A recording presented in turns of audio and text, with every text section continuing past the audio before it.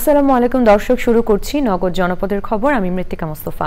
এখনকার সংবাদ আয়োজন একই সঙ্গে চ্যানেল আর ইউটিউব চ্যানেলে এবং চ্যানেল আর ওটিটি প্ল্যাটফর্ম আই স্ক্রিনে লাইভ স্ট্রিম হচ্ছে। যাচ্ছি বিস্তারিত প্রসঙ্গে।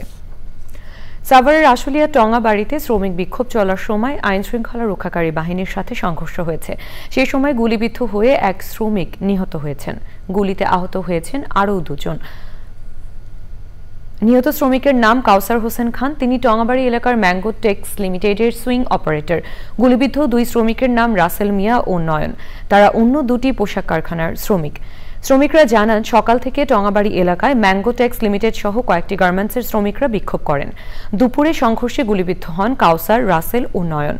তাদের এনাম মেডিকেল কলেজ অ্যান্ড হাসপাতালে নিলে কর্তব্যরত চিকিৎসকরা কাউসারকে মৃত ঘোষণা করেন। এ ঘটনায় ওই এলাকায় উত্তেজনা বিরাজ করছে।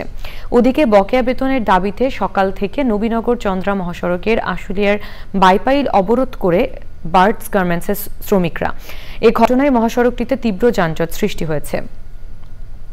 কুষ্টিয়ার দৌলতপুর উপজেলার ফিলিপনগর ইউনিয়ন পরিষদের চেয়ারম্যান নাইমুদ্দিন সেন্টুকে গুলি করে হত্যা করেছে দুর্বৃত্তরা। বেলা 11:30টার দিকে ইউনিয়ন পরিষদের নিজ কার্যালয়ে গুলিবিদ্ধ হয়ে মারা যান তিনি। এই খবর ছড়িয়ে পড়লে উত্তেজিত এলাকাবাসী কয়েকটি বাড়িতে ভাঙচুর চালিয়েছে। কুষ্টিয়া প্রতিনিধি আনিসুজ্জামান ডাবলুর তথ্য ও ভিডিওচিত্রে লুৎফর রহমান সোহাগের রিপোর্ট। অন্যদিনের মতো সোমবারও কার্যালয়ে গিয়েছিলেন কুষ্টিয়ার ফিলিপনগর ইউনিয়ন পরিষদের চেয়ারম্যান নইমুদ্দিন সেন্টু। সেখানে ছিলেন ইউনিয়ন পরিষদের 2 জন সদস্য ও কয়েকজন গ্রাম পুলিশ। প্রত্যক্ষদর্শীরা বলছেন, চেয়ারম্যানের কার্যালয়ের পেছনের জানালা দিয়ে 4 থেকে 5 রাউন্ড গুলি চালায় দুর্বৃত্তরা। তাতে নিজ কার্যালয়েই মারা যান চেয়ারম্যান সেন্টু। 10 মিনিট না হাতে সেন্টুকে গুলি করে মেরে ফেলেছে। আমরা এক জায়গায় জমি মাপার জন্য চেয়ারম্যানের আসার জন্য বসেছিলাম।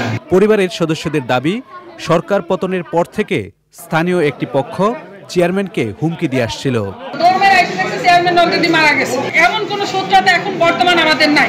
গত পরশুদিন কেউ নাকি এসে রাত্রে একটা ঠেট দিয়ে গেছে যে ওরা ভয় করে কাউকে লোকের কাছে বলে বেড়াবে। আমি আইছি কিছু বলে মারবে কে ডাকো। চেয়ারম্যানকে হত্যার খবর ছড়িয়ে পড়লে উত্তেজিত এলাকাবাসী কয়েকটি বাড়িতে অগ্নিসংযোগ করে।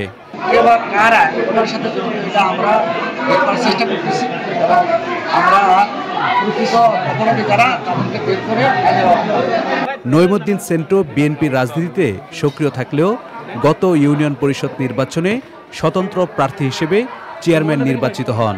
এ সময় তাকে আওয়ামী লীগের নেতাদের সঙ্গে ঘনিষ্ঠ হয়ে উঠতে দেখা যায়। লুৎফর রহমান সোহাগ, চ্যানেল আই। চট্টগ্রামে কর্ণফুলী নদীর ডলফিন জেটিতে বাংলার জ্যোতি তেলের জাহাজে বিস্ফোরণ ও ভয়াবহ আগুনের ঘটনায় 3 জন নিহত হয়েছে। নিহতরা হলেন workshop auto mechanic Nurul Islam, deck cadet Sourav Saha, mechanical fitter Harunur Rashid. জাহাজে বিস্ফোরণ ও হতাহতের ঘটনায় 2টি তদন্ত কমিটি গঠন করা হয়েছে। এর আগে পতেঙ্গার তেলের ডিপো এলাকায় সকাল 11:15টার দিকে আগুন লাগে।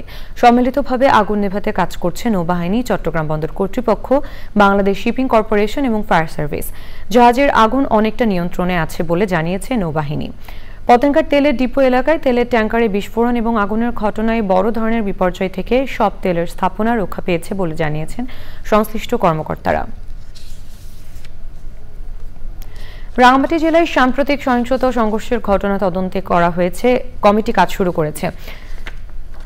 সকালে তদন্ত কমিটির প্রধান চট্টগ্রামের অতিরিক্ত বিভাগীয় কমিশনার মোহাম্মদ নুরুল্লাহ নুরীর নেতৃত্বে 7 সদস্যের কমিটির সদস্যরা রাঙামাটি শহরে ক্ষতিগ্রস্ত বিভিন্ন এলাকা পরিদর্শন করে ক্ষতিগ্রস্ত ব্যক্তি ও প্রত্যক্ষদর্শীদের সঙ্গে কথা বলেছেন। তদন্ত কমিটির প্রধান বলেন, তদন্ত দল সহিংসতার মূল কারণ উদ্ঘাটন ও ক্ষতিগ্রস্তদের তালিকা প্রণয়ন করে ভবিষ্যতে যাতে এ ধরনের ঘটনা না ঘটে সেজন্য সরকারের কাছে 14 দিনের মধ্যে সুপারিশ পাঠাবে।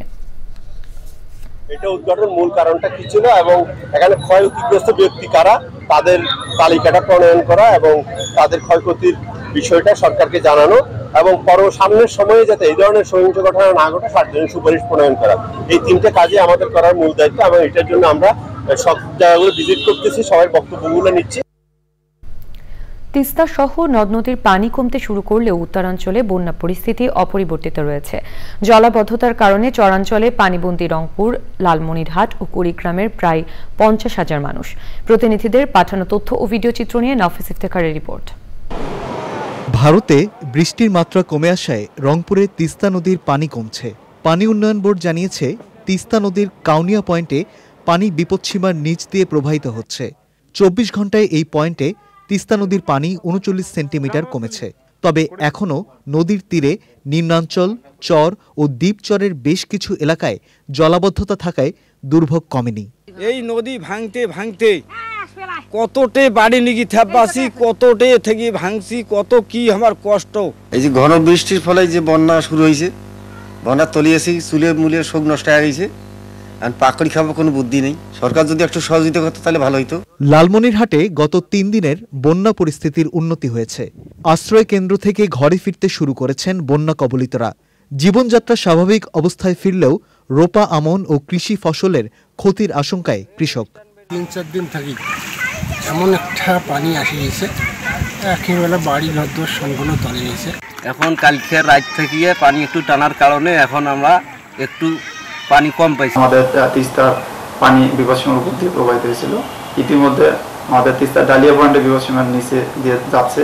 কুড়িগ্রামের ধরলা, দুধকুমার, ব্রহ্মপুত্র ও তিস্তা সহ সবগুলো নদ নদীর পানি কমতে শুরু করেছে। তবে নদী তীরের নিম্নাঞ্চলের ধান, বাদাম ও মরিচ ক্ষেত এখনও পানির নিচে। তিস্তার তীরে রাজারহাট, উলিপুর ও চিলমারী উপজেলার 6টি ইউনিয়নের চর ও নিম্নাঞ্চলের 100-র বেশি বসতঘর ও কাঁচা সড়ক ডুবে গেছে। নদী ভাঙন আতঙ্কে বন্যা কবলিতরা। বাচ্চা কাচ্চা নিয়ে সমস্যা আছে, আমাদের ক্ষেত খামার ফসল সব ডুবে গেছে। গ্রামীণ রাস্তা চলার পথ এগুলা ডুবে গেছে। এখন মনে করেন যে পাকা ধান, কারো ধান কাটা ধান মনে করেন যে ভাসি গেছে। কুড়িগ্রাম কৃষি সম্প্রসারণ অধিদপ্তর জানিয়েছে, বন্যায় জেলার প্রায় 300 হেক্টর জমির রোপা আমন ক্ষেত ডুবে গেছে। নাফিস ইফতেখার, চ্যানেল আই। এবারে প্রতিনিধিদের পাঠানো তথ্য ভিডিও চিত্র নিয়ে সুদীপ্তা মাহমুদের রিপোর্ট। কক্সবাজারের রামুতে বৌদ্ধবিহারে হামলা ও আগুনের ঘটনার মামলার দ্রুত বিচারের দাবিতে রামু, লালচিং, সাদাচিং মৈত্রবিহার চত্বরে মানববন্ধন করেছে রামু কেন্দ্রীয় বৌদ্ধ যুব পরিষদ। চাঁপাইনবাবগঞ্জে গ্রাম আদালত কার্যক্রম বিষয়ে সচেতনতা তৈরির প্রচার কার্যক্রমে গতিশীলতা আনতে অংশীজনদের নিয়ে সমন্বয় সভা হয়েছে। প্রধান অতিথি ছিলেন জেলা প্রশাসক মোহাম্মদ আব্দুস সামাদ। গাইবান্ধার গোবিন্দগঞ্জ উপজেলাকে মাদকমুক্ত করতে মাদক বিরোধী মানববন্ধন হয়েছে। মানববন্ধনে বিভিন্ন প্রতিষ্ঠানের ছাত্র, শিক্ষক ও সুশীল সমাজের প্রতিনিধিরা অংশ নেন। কুড়িগ্রামের রাজারহাট ইউনিয়ন পরিষদের চেয়ারম্যান এনামুল হকের বিরুদ্ধে দুর্নীতির অভিযোগ এনে অপসারণের দাবিতে মানববন্ধন, বিক্ষোভ মিছিল, সমাবেশ হয়েছে। সমাবেশে সর্বস্তরের ছাত্র জনতা ও ইউনিয়ন পরিষদের সদস্যরা অংশ নেন। সকল বিভেদ ও মতপার্থক্য ভুলে ইসলাম কায়েম করতে ময়মনসিংহে উলামা ও মাশায়েখদের মতবিনিময় সভা হয়েছে। ময়মনসিংহ সদর উপজেলায় দুর্গাপূজা উদযাপন উপলক্ষে প্রস্তুতিমূলক সভা হয়েছে। সভায় বক্তৃতা করেন উপজেলা নির্বাহী অফিসার মোহাম্মদ আরিফুল ইসলাম প্রিন্স।